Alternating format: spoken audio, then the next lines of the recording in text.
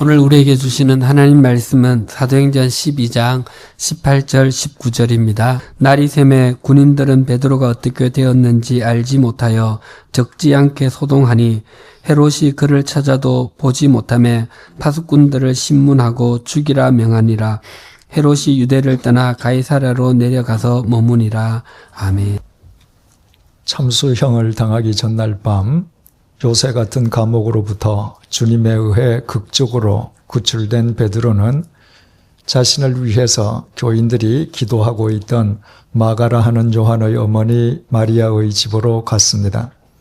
베드로는 자신이 살아서 돌아왔음을 선뜻 믿지 못하는 교인들에게 주님께서 자신을 어떻게 구원해 주셨는지 소상하게 설명해 준 다음 마침 그곳에 부재 중이던 예수님의 동생 야고보와 다른 교인들에게도 자신의 말을 전해주기를 당부했습니다. 그리고 베드로는 그곳을 떠나 다른 곳으로 갔습니다. 그 모든 일이 일어난 시간은 한밤중이었습니다. 본문 18절에서 19절 상반절을 보시겠습니다. 날이 새매 군인들은 베드로가 어떻게 되었는지 알지 못하여 적지 않게 소동하니 헤롯이 그를 찾아도 보지 못하매 파수꾼들을 신문하고 죽이라 명하니라. 날이 새기가 무섭게 감옥에서 일대 소동이 벌어졌습니다.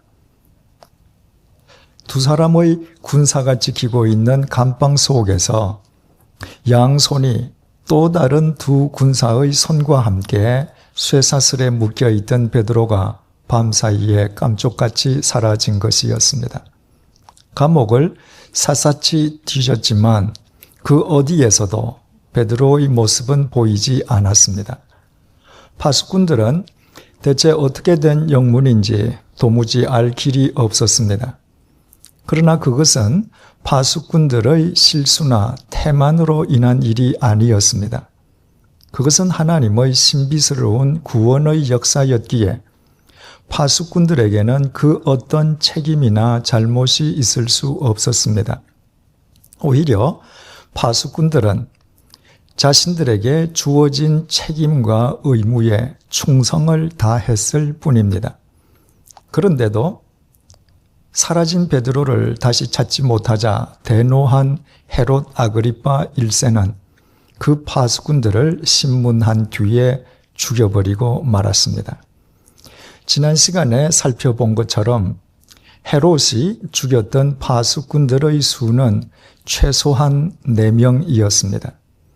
하나님께서 베드로 한 사람을 살리시기 위해서 베드로 한 사람의 생명을 최소한 4명의 파수꾼들과 맞바꾸신 것이었습니다. 가난하고 무식한 어부 출신에 불과한 보잘것없는 자기 자신의 생명을 하나님께서 왜 최소한 파수꾼 4명의 생명과 맞바꾸셨는가? 하나님께서 베드로 자신을 살리시는 대신에 왜 파수꾼 최소한 4명을 죽게 내버려 두셨는가? 그런 것을 따지는 것은 베드로에게는 부질없는 일이었습니다. 베드로에게 중요한 것은 하찮은 자신의 생명을 최소한 파수꾼 4명의 생명과 맞바꾸실 정도로 하나님께서 자신을 사랑하신다는 사실 그 자체였습니다. 나아가 하찮은 자신을 살리시기 위해서 자신의 생명을 하나님의 독생자이신 예수 그리스도의 생명과 맞바꾸실 정도로 자신을 사랑하신다는 사실, 바로 그 기적 같은 사실이 베드로에게는 중요했습니다. 베드로에게는 자신이 그리스도인이 되었다는 것 자체가 기적이었습니다. 그래서 베드로는 그 이후 어떤 상황 속에서든 담대하고 흔들림 없는 믿음으로 오직 주님 안에서 하나님의 뜻을 쫓아 살아갈 수 있었습니다. 그렇다면 하나님의 섭리 속에서 최소한 파수꾼 4명의 생명과 맞바꾸어진 생명, 나아가 예수 그리스도의 생명과 맞바꾸어진 생명으로 살아가는 베드로에게 오직 주님 안에서 하나님의 뜻을 쫓아 살아가는 삶이란 구체적으로 어떤 삶을 의미했겠습니까? 우리는 그 해답을 사도 바울의 삶 속에서 얻을 수 있습니다. 바울은 본래 그리스도인들을 색출, 연행, 투옥하면서 박해하기를 자신의 천직으로 삼았던 사람이었습니다. 그는 예루살렘에서 무려 200km 이상 떨어져 있는 다메섹에 있는 그리스도인들까지 색출하려 할 정도로 자신의 천직에 대해 열심을 다했습니다. 그 바울이 바로 그 다메섹 도상에서 하나님의 신비로운 구원을 입었습니다. 그날 그곳에 바울 혼자만 있었던 것이 아니었습니다. 분명히 바울의 일행이 바울과 함께 있었습니다. 바울 일행이 복수라면 바울은 단수에 지나지 않습니다. 그런데도 그날 그곳에서 복수인 바울의 일행은 제외되고 단수에 지나지 않는 바울 단 한 사람만 하나님의 구원을 입었습니다. 그렇다고 그 모든 사람들 가운데에 바울이 가장 선하고 의로웠던 사람이었던 것은 결코 아니었습니다. 그리스도인들을 박해하는 그 무리의 우두머리가 바울이었던 만큼 바울이 그들 중에 가장 패역한 인간이었습니다. 그런데도 하나님께서는 그날 그곳에서 다른 사람들은 다 버리시고 그들 가운데 가장 패역한 인간이었던 바울 단 한 사람만을 당신의 자녀로 부르셨습니다. 이것은 언뜻 대단히 불공평해 보이는 처사인 것처럼 여겨질 수 있습니다. 그러나 그 이후 바울은 단 한 번도 하나님은 왜 그토록 불공평하시냐며 하나님을 비난한 적이 없었습니다. 도리어 바울은 하나님을 찬양했습니다. 에베소서 1장 4절에서 6절 말씀을 표준 새 번역으로 읽어드리겠습니다. 하나님께서는 우리를 사랑하셔서 하나님 앞에서 거룩하고 흠이 없게 하시려고 창세 전에 우리를 그리스도 안에서 택하여 주셨습니다. 그리고 하나님의 기뻐하시는 뜻대로 예수 그리스도로 말미암아 우리를 하나님의 자녀로 예정하셔서 하나님의 사랑하시는 아들 안에서 우리에게 거저 주신 하나님의 영광스러운 은혜를 찬미하게 하셨습니다. 바울은 복수의 사람 중에서 단수인 자기 한 사람만 구원받았던 것이 얼마나 신비스러웠던지 그 구원은 하나님께서 자신을 위해 창세 전부터 예비하신 은총이라고 하나님을 찬양했습니다. 바울에게 그날 하나님의 구원은 그 정도로 불가사의했던 것입니다. 더욱이 하나님의 구원이 하나님께서 가장 패역한 인간이었던 자신의 생명을 하나님의 독생자이신 예수 그리스도의 생명과 맞바꾸신 결과임을 깨달았던 바울은 그 이후 일평생토록 어떤 시련과 박해 속에서도 하나님의 사랑에 사로잡혀 살지 않을 수가 없었습니다. 로마서 8장 35절에서 39절 말씀을 역시 표준 새 번역으로 읽어드리겠습니다. 누가 우리를 그리스도의 사랑에서 끊을 수 있겠습니까? 환난입니까? 곤고입니까? 핍박입니까? 굶주림입니까? 헐벗음입니까? 위험입니까? 또는 칼입니까? 성경에 기록된 바 우리는 종일 주님을 위하여 죽임을 당합니다. 우리는 도살당한 양과 같이 여김을 받았습니다 한 것과 같습니다. 그러나 우리는 이 모든 일에서 우리를 사랑하여 주신 그분을 힘입어서 이기고도 남습니다. 나는 확신합니다. 죽음도 삶도 천사들도 권세자들도 현재 일도 장래 일도 능력도 높음도 깊음도 그 밖에 어떤 피조물도 우리를 우리 주 예수 그리스도 안에 있는 하나님의 사랑에서 끊을 수 없습니다. 그러나 바울은 이처럼 하나님의 사랑을 찬양하는 것만으로 그치거나 하나님의 그 사랑을 힘입어 자신의 입신양명만을 위해서 살지 않았습니다. 만약 바울이 그런 삶을 살았더라면 바울은 성경이 우리에게 전해주는 바대로의 위대한 사도 바울이 될 수는 없었을 것입니다. 바울은 로마서 1장 14절에서 15절을 통해 이렇게 고백했습니다. 나는 그리스 사람에게나 미개한 사람에게나 지혜가 있는 사람에게나 어리석은 사람에게나 다 빚을 진 사람입니다. 그러므로 나의 간절한 소원은 로마에 있는 여러분들에게도 복음을 전하는 일입니다. 전통적으로 모든 유대인들은 예외 없이 인종차별주의자들이었습니다. 소위 선민의식에 젖어 있던 그들은 어느 민족도 자신들과 동일한 인간으로 간주하지 않았습니다. 그러나 바울은 달랐습니다.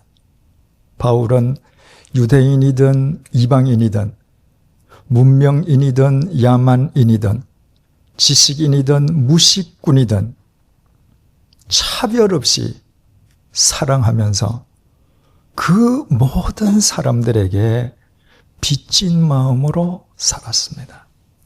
하나님께서 패역한 자신의 생명을 예수 그리스도의 생명과 맞바꾸시는 사랑을 베풀어 주신 것은 그 사랑을 자기 홀로 누리라 하심이 아니라 하나님께서 구원하시려는 또 다른 사람을 위한 도구로 자신을 사용하시기 위함임을 바울은 정확하게 알고 있었던 것입니다. 그래서 바울은 하나님께 진 사랑의 빚을 사람에게 갚는 일에 자신의 일생을 던졌습니다. 그 사랑의 빚을 갚기 위해 수없이 죽음의 위협을 겪어야만 했지만 그러나 이 세상 그 어떤 위협도 바울의 앞길에 장애물이 될 수는 없었습니다. 하나님께 진 사랑의 빚을 하나님께서 구원하시기 원하시는 사람에게 갚는 것이 하나님의 뜻임을 추호도 의심해 본 적이 없었기 때문입니다. 이것은 베드로 역시 마찬가지였습니다. 하나님께서 자신의 생명을 최소한 4명의 파수꾼의 생명과 맞바꾸어 주셨다고 해서 하나님께서 하찮은 자신의 생명을 하나님의 독생자이신 예수 그리스도와 맞바꾸실 정도로 자신을 사랑해 주셨다고 해서 베드로는 그 하나님의 사랑을 자신의 안위를 꾀하는 전유물로 삼으려 한 적이 없었습니다. 베드로 역시도 사람에게 빚진 마음으로 살았습니다. 그래서 17절은 베드로가 그곳을 떠나 다른 곳으로 갔음을 증언해 주고 있습니다. 2주 전에 생각해 보았던 것처럼 그 다른 곳은 베드로가 세상의 박수갈채와 사람들의 스포트라이트로부터 사라져야 되는 곳이었습니다. 그러나 베드로는 전혀 개의치 않았습니다. 하나님께서 자신의 생명을 최소한 파수꾼 4명의 생명과 맞바꾸시고 나아가 예수 그리스도의 생명과 맞바꾸실 정도로 자신을 사랑해 주셨기에 하나님께 진 그 사랑의 빚을 하나님께서 구원하시기 원하시는 또 다른 곳의 사람들에게 갚는 것이 바로 하나님의 뜻임을 베드로도 분명히 알고 있었던 것입니다. 이처럼 하나님께 진 사랑의 빚을 하나님께서 구원하시려는 사람에게 갚기 위해서 자기 생을 던진 사람들의 행적, 그것이 바로 사도행전입니다. 그러므로 우리는 교회의 정의를 새롭게 내릴 수 있습니다. 교회는 자신들의 생명을 예수 그리스도의 생명과 맞바꾸어 주신 하나님께 사랑의 빚을 진 사람들이 하나님께서 구원하시려는 사람들에게 그 사랑의 빚을 갚기 위해 모인 사랑의 채무자들의 모임입니다. 이 땅의 모든 그리스도인들이 이처럼 하나님과 사람에 대한 사랑의 채무감을 갖고 살아간다면 이 땅의 그리스도인에 의해 이 세상은 반드시 새로워질 것입니다. 하나님의 사랑과 생명은 바로 그런 사람들을 통해 역사하시기 때문입니다. 그러나 만약 이 땅의 그리스도인들이 하나님과 사람에 대한 사랑의 채무감을 상실하고 살아간다면 이 땅의 교회는 추한 이기 집단으로 전락해버리고 말 것입니다. 하나님과 사람에 대한 사랑의 채무감을 상실한 그리스도인은 실은 하나님의 사랑을 이용해서 자기 안일만을 꾀하려는 독선적인 이기주의자에 지나지 않을 것이기 때문입니다. 세계의 오지를 찾아다니면서 사랑의 빚을 갚고 있는 박태수 선교사님은 고등학교 시절에 아버지의 사업 실패로 한순간에 집안이 몰락하는 절망과 맞닥뜨렸습니다. 어린 나이에 하루아침에 인생 밑바닥으로 떨어진 자신의 처지를 도저히 받아들일 수 없었던 그는 스스로 목숨을 끊기 위해서 쥐약을 샀습니다. 그러나 바로 그날 친구를 따라서 교회에 갔다가 예수 그리스도를 만났습니다. 집안의 몰락을 통해서 예수 그리스도께서 그에게 새로운 생명을, 영원한 생명을 주신 것이었습니다. 그는 그날 밤에 쥐약을 버렸습니다. 그리고 그날 이후로 지금까지 그분은 하나님께 진 사랑의 빚을 세계 오지의 소외된 사람들에게 갚으며 살아오고 있습니다. 그 박 선교사님의 수기인 보이지 않는 세계가 더 넓다는 책 속에는 그분이 만났던 일본 여성 리코에 대한 이야기가 소개되어 있습니다. 박 선교사님이 아프가니스탄에서 사역할 때의 일입니다. 타고 가던 낡은 자동차가 차 바퀴의 축이 부러지면서 허허벌판에서 그냥 멈추어 버렸습니다. 주위 사방 어디에도 도움을 청할 곳이 없었습니다. 현지인 운전기사가 하루 종일 애를 썼지만 자동차는 전혀 움직일 기미가 보이지 않았습니다.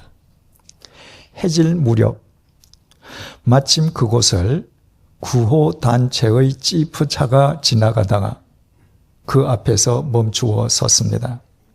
지프차에서 내린 구호단체 직원들은 박 선교사님 일행을 그 차에 태우고 그곳에서 자동차로 2시간 거리에 있는 자신들의 숙소까지 함께 가서 그분들을 그날 밤 자신들의 숙소에서 묵게 했습니다. 그 구호단체 직원 가운데에 일본 여성 리꼬가 있었습니다. 아프가니스탄의 오지에서 같은 동양인끼리 만나 얼마나 기뻤던지 두 사람은 차를 마시면서 밤이 늦기까지 환담을 나누었습니다. 리꼬는 도쿄의 인류대학 정치학과를 다니다가 우연한 기회에 소외된 사람을 만남으로 그의 인생관이 바뀌었습니다. 그는 정치학을 포기하고 의사의 길로 인생 진로를 바꾸었습니다. 정치보다는 의술이 소외된 사람들에게 더 큰 도움이 될 것이라는 판단에서였습니다.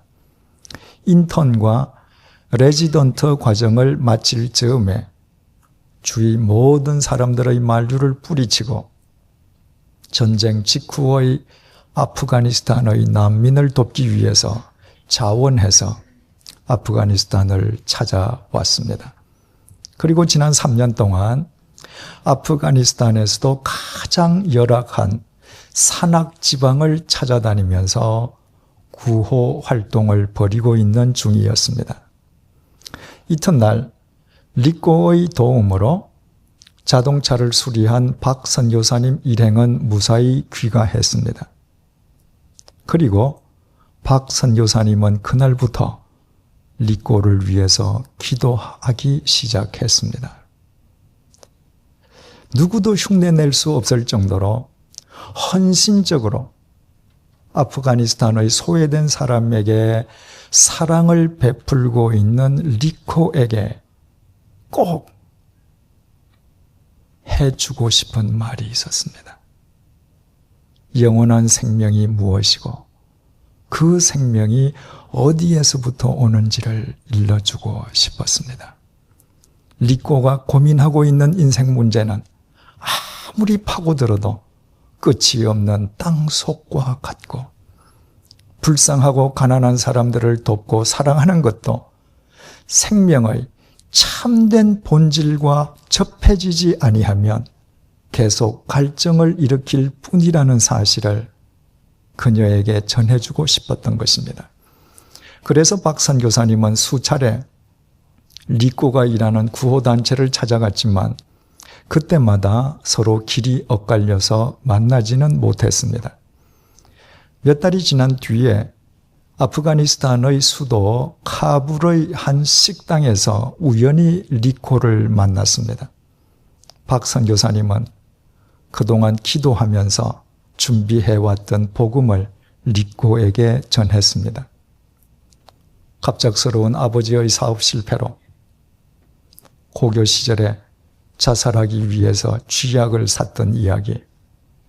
그날 친구를 통해 자신을 만나주신 예수 그리스도께서 자기 인생을 어떻게 변화시켜 주셨는지 주님의 사랑과 생명에 대해 열과 성을 다해서 설명해 주었습니다. 박 선교사님의 말을 끝까지 진지하게 듣던 리코가 박 선교사님에게 이렇게 질문했습니다. 나는 이곳에서 죽는 것도 겁내지 않고 이 나라 사람들을 도왔습니다. 지뢰가 깔린 마을도 전염병이 돌고 있는 마을도 아무 거리낌 없이 다녔지요. 내가 활동하는 지역은 당신이 알다시피 인간답게 살 수 있는 환경이 아닙니다. 일본에서는 강아지도 이렇게 살지는 않습니다. 그러나 나는 그런 환경도 개의치 않았습니다. 왠지 아십니까? 이 사람들이 너무 불쌍해서 그랬습니다. 이렇게 어려운 사람들을 보는 것만으로도 마음이 아파서 견딜 수 없었지요. 내가 할 수 있는 최선의 봉사와 구호를 하는 것이 인간의 도리라고 생각했지요. 그런데 나보다 더 큰 사랑을 가졌다고 말하는 당신 같은 사람들은 어디에 있습니까? 이 세상 전부를 사랑하시는 하나님을 믿는다는 사람들은 지금 어디에 있습니까? 그 하나님을 믿으면 영원히 살 수 있다고 하면서 어떻게 이 지옥 같은 곳에 살고 있는 사람들을 도울 생각은 하지 않는가요? 완전한 사랑으로 사랑하시는 하나님이시라고요. 그런 사랑이 어떤 사랑인지 이곳에 와서 왜 보여주지는 못하는 건가요? 죽는 것이 겁이 나서인가요? 니꼬는 예의를 갖추어 정중하게 말했지만 그러나 격앙된 감정마저 숨기려 하지는 않았습니다. 니꼬는 말만 하고 행동하지 않는 사람은 상식적으로 납득할 수 없는 사람이라고 했습니다. 니꼬는 복음 그 자체에 반항한 것이 아니었습니다. 니꼬는 하나님을 믿는다는 사람들의 삶에 실망해서 그 사람들이 믿는다는 하나님을 믿을 수 없노라고 말했습니다. 마침내 니꼬가 식당을 떠나가면서 박 선교사님에게 마지막 말을 던졌습니다. 그런데 선교사님은 좀 다른 사람 같습니다. 그러나 니꼬의 그 마지막 말이 선교사님에게 위로가 되기는커녕 오히려 자신을 더 부끄럽게 만들었습니다. 그리고 그 이후에도 니꼬의 말들이 사라지지 않고 선교사님의 귀 속에서 메아리를 쳤습니다.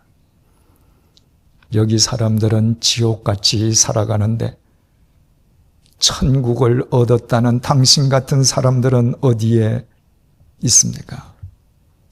나는 죽어서 지옥에 간다고 해도 위험을 무릅쓰고 이들을 도우려고 애를 쓰고 있는데 영생을 얻었다는 당신 같은 사람들은 왜 이곳에 오지 않는 것입니까? 이곳에서 죽는 것이 두려운가요? 이곳에서 죽으면 천국에 가지 못하는 건가요? 나는 작은 동정심만으로도 이 험한 곳에서 목숨을 거는데 열방을 사랑한다는 사람들은 지금 대체 어디에 있는 것입니까? 하나님의 완전한 사랑으로 세계를 책임지겠다고 소리치는 사람들은 지금 어디에서 대체 무엇을 책임지고 있는 것입니까? 어떻습니까? 니코의 이 질문이 혹 나를 향한 믿지 않는 내 가족의 질문인 것은 아닙니까? 하나님의 완전한 사랑을 안다면서도 왜 그 사랑을 나에게는 보여주지 아니하느냐고 내게 반문하는 내 가족 말입니다. 니코의 이 질문이 혹 학교에서나 일터에서 나를 향한 내 동료의 질문인 것은 아닙니까? 하나님의 사랑을 입었다면서도 어쩌면 그토록 이기적으로만 살아가느냐고 나를 향해 반문하는 내 동료들 말입니다. 니코의 이 질문이 혹 우리 모두를 향한 세상 사람들의 질문인 것은 아닙니까? 열방을 사랑하고 완전한 사랑으로 세계를 책임지겠다는 그리스도인들이 대체 지금 어디에서 무엇을 책임지고 있느냐고 우리에게 질문하고 있는 세상 사람들 말입니다. 사랑하는 교우 여러분, 하나님께서 다메섹 도상에서 다른 모든 사람을 버리시고 가장 패역한 인간이었던 바울을 구원해 주셨습니다. 바로 그 하나님, 하찮은 베드로의 생명을 최소한 파수꾼 4명의 생명과 맞바꾸신 그 하나님, 그 하나님이 우리 개개인의 하나님이신지 아십니까? 그 하나님께서 오늘 우리가 이 자리에 앉아 있을 수 있게끔 지난 세월 동안 얼마나 값비싼 대가를 치러 오셨는지 아십니까?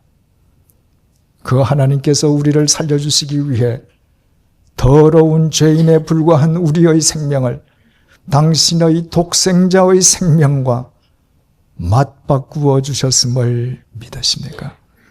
하나님께서 우리의 생명을 당신의 독생자의 생명과 맞바꾸어 주시기 위해 십자가에서 사지가 찢어지며 어찌하여 나를 버리시느냐는 당신의 독생자의 절규마저 외면하셨음을 믿으십니까? 그렇다면 이제부터 우리 모두 하나님께 진 그 사랑의 빚을 갚는 그리스도인들이 되십시다. 내 가정에서, 나의 학교와 일터에서, 이 세상 속에서, 내 곁에 있는 사람에서부터 그 사랑의 빚을 갚아 가십시다. 지구는 둥글기에 한 방향으로만 계속 나아가면 지구를 한 바퀴 둘러 다시 원 위치로 되돌아온다고 했습니다. 즉 언제든 내가 2발 딛고 서 있는 바로 그곳이 땅끝이요, 바로 내 곁에 있는 사람이 내가 사랑해야 할 땅끝의 사람입니다. 하나님께 진 사랑의 빚을 바로 그 사람에게서부터 갚아 나가십시다. 하나님께서 하찮은 우리의 생명을 당신의 독생자이신 예수 그리스도의 생명과 맞바꾸실 정도로 우리를 사랑하셨기에 그 사랑의 빚을 하나님께서 구원하시려는 사람에게 갚는 것이 하나님의 뜻임을 결코 잊지 마십시다. 이처럼 하나님께 진 사랑의 빚을 사람에게 갚는 사랑의 채무자로 우리가 살아갈 때 우리는 주님과 더불어 참된 생명과 사랑을 누리는 행복한 그리스도인들이 될 것이요, 그 결과로 우리의 삶은 하나님에 의해 이 시대의 땅끝을 새롭게 하는 사도행전으로 승화될 것입니다. 기도하시겠습니다. 주님, 오늘날 교회는 세상 사람들로부터 비판의 대상으로 전락해 있습니다. 믿지 않는 사람들에게 그리스도인은 입으로만 사랑을 말할 뿐 실제로는 자기 자신만 위하는 이기적인 사람으로 간주되고 있습니다. 그 모든 이유가 하나님의 구원을 입은 내가 하나님에 대한 사랑의 빚진 마음을 상실한 결과임을 이 시간 깨닫게 해 주셔서 감사합니다. 하나님께 사랑의 빚을 지고서도 내가 채무자임을 인식조차 못하고 살아왔던 나의 어리석음을 회개하오니 하나님의 자비하심으로 용서해 주십시오. 이제부터 우리의 하찮은 생명을 예수 그리스도의 생명과 맞바꾸어 주신 하나님께 진 사랑의 빚을 하나님께서 구원하시기 원하는 사람에게 갚는 진정한 그리스도인으로 살아가기를 원합니다. 우리가 어디에 있든 그 사람이 바로 우리 곁에 있는 사람임을 잊지 않도록 도와주십시오. 바로 그 사람을 위해 우리 자신을 주님의 사랑과 생명의 도구로 기꺼이 내어놓을 수 있도록 인도해 주십시오. 교회는 주님 안에서 하나님께 진 사랑의 빚을 사람들에게 갚는 채무자의 모임임을 자신들의 삶으로 실천하는 100주년 기념교회로 인해 수많은 땅끝의 사람들 역시 사랑의 채무자로 거듭나는 생명의 역사가 일어나게 도와주십시오. 그보다 더 가치 있고 더 행복하고 더 영원한 삶이 없음을 항상 기억하며 사는 지혜를 주십시오. 예수님의 이름으로 기도드립니다. 아멘.